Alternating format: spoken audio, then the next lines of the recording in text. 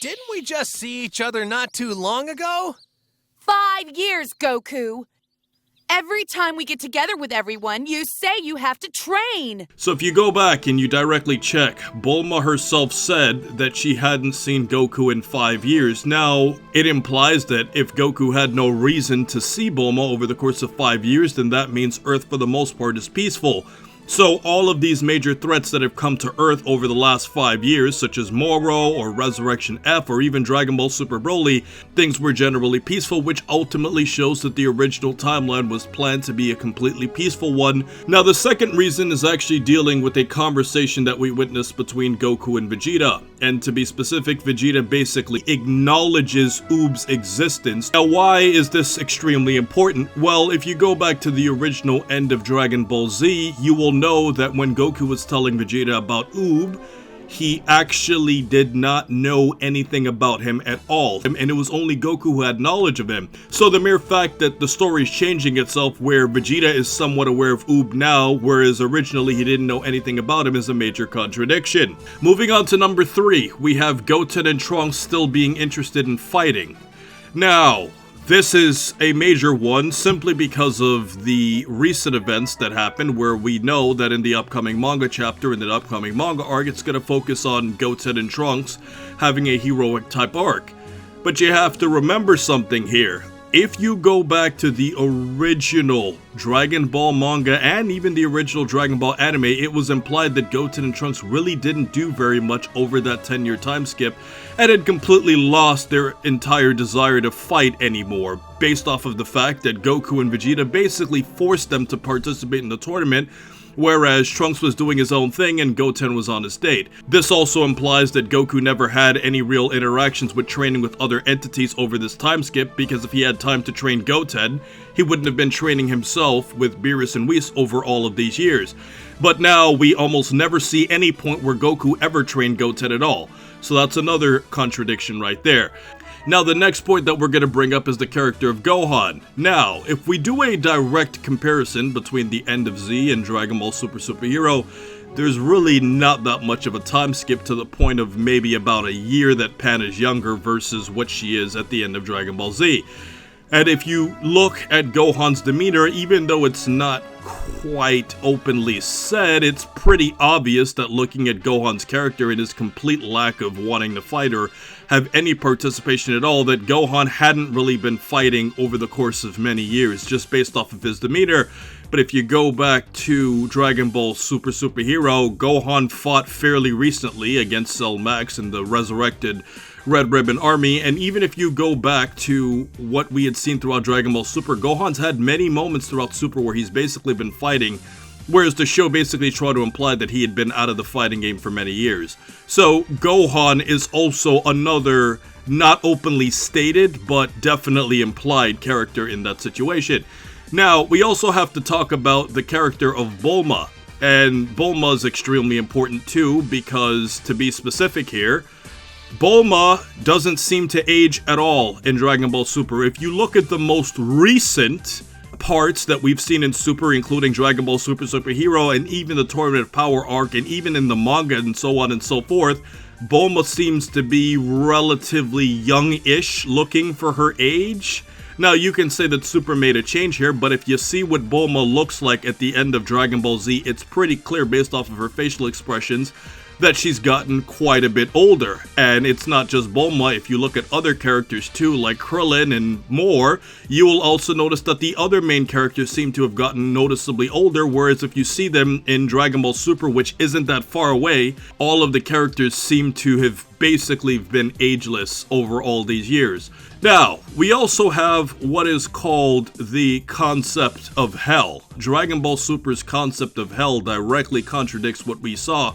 Basically, if we look at the Dragon Ball Z anime, we saw hell numerous times in anime-only scenes where we would see Frieza and Cell and King Cole and all of those characters there, and basically it seemed like hell was supposed to be a place where villains all kind of just hang around there. Dragon Ball GT continues this concept as you would see the same villains later on just kind of hanging around hell, like it's a separate dimension basically. Whereas If you look at Dragon Ball Super, the entire concept of hell was changed, where basically you have characters that are basically tortured in a very specific way that's specifically tailored for them. So for example, when you look at a character like Frieza, he was being tortured by fairies and teddy bears because that's something specific to torture a character as evil as him.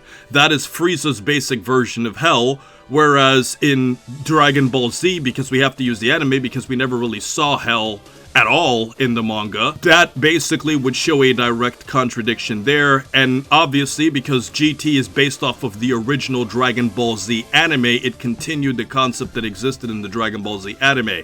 And clearly, they are more in common than what we've seen in Dragon Ball Super.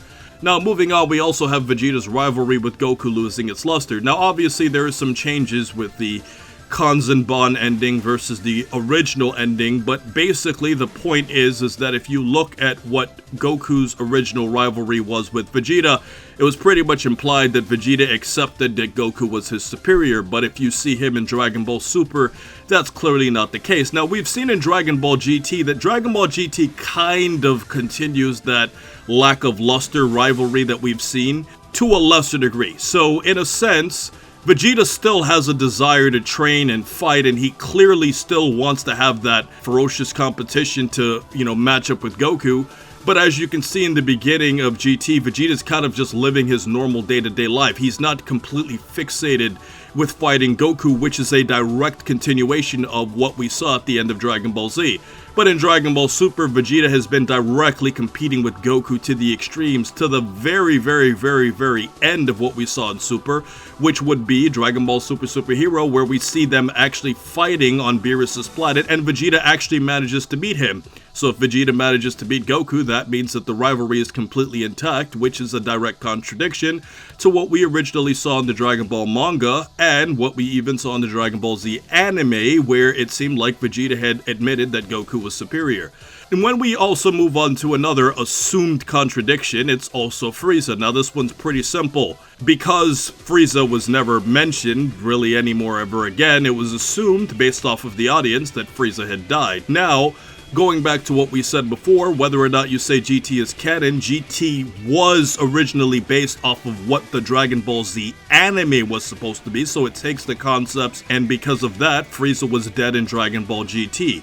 Now, with that said, that doesn't mean Frieza can't be killed, because it's very possible that Goku or Vegeta or Gogeta or Vegeta or some character can send Frieza back to the home for infinite losers again, but until that happens, that is an assumed contradiction if Frieza just continues to exist. Now, another assumed contradiction is also dealing with Kibito Kai. We never actually saw this, but in the original Dragon Ball manga and even in Dragon Ball GT, because, once again, GT's taking keys from the original Dragon Ball Z anime, it was implied even in the manga that Kibito Kai never defused, that when Kibito and the Supreme Kai fused together, it was truly a permanent fusion, in the way that fusion was originally supposed to be permanent, but obviously Dragon Ball Super has been very loose with the rules, or changing it for whatever reason it finds necessary to just force characters to defuse whenever they need them to. And last but not least, there's also another major contradiction for number 10, and that is the Pilaf Gang. Once again, because GT was based off of the original Dragon Ball Z anime, the Pilaf Gang was assumed to have been old all these years. It was never supposed to be a situation where they supposedly got younger, because Dragon Ball Super added that information in. And as a result of that, it carried on into GT that they were trying to get youthful again, whereas in fact that was a direct contradiction in Super, because they're already young at the beginning of the series. Now, to move on to our bonus point of number 11, we are also going to mention the existence of Android 17. Now, once again, we don't have to go and re-explain the whole GT end of Dragon Ball Z stuff, but basically Android 17 was implied to kind of just be living his life as what we saw him as at the end of the Dragon Ball Z anime, where he donated energy towards Goku. But in GT, it was also shown that he never really had any real contact with anybody, and basically was just kind of doing his own thing until a Hellfighter version of him was basically created, and then he basically fused into Super 17. But as we already said before, GT, or shall I say Dragon Ball Z's original concept of Hell was different too, so the mere fact that 17 could exist in both Hell and also on Earth is also a direct contradiction based off of what we originally saw from how Hell was supposed to be. So the existence of Android 17 is directly another contradiction as to why Dragon Ball Super and Dragon Ball Z cannot coexist. And I totally forgot to mention Krillin.